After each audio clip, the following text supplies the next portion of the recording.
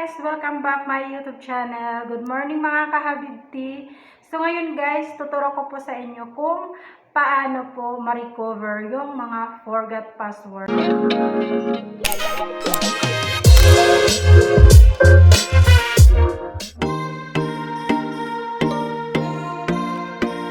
So ayan guys, tuturo ko po sa inyo step by step po kung paano ma-recover yung mga forgot password.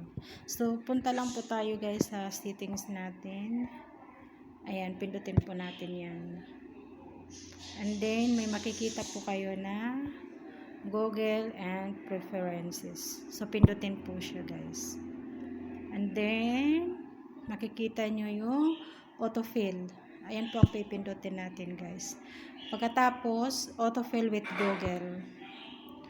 Tapos, ayan na. May makikita po kayong personal information, addresses, passwords. So, di ba yung hinahanap natin yung password po? Pindutin lang po natin yung password. So, ayan. Pipili po kayo dyan kung ano yung gusto nyo guys na malaman na kung ano yung nakalimutan yung password. Kung yung password ng email ad or yung sa FB nyo po. Kung gusto niyo po yung email ad, ito po, pindutin natin yung google.com. Tapos, may nakalagay po dyan na touch the fingerprint sensor. So, yan. Ano nyo lang po sa likod. So, ayan na, lumabas na.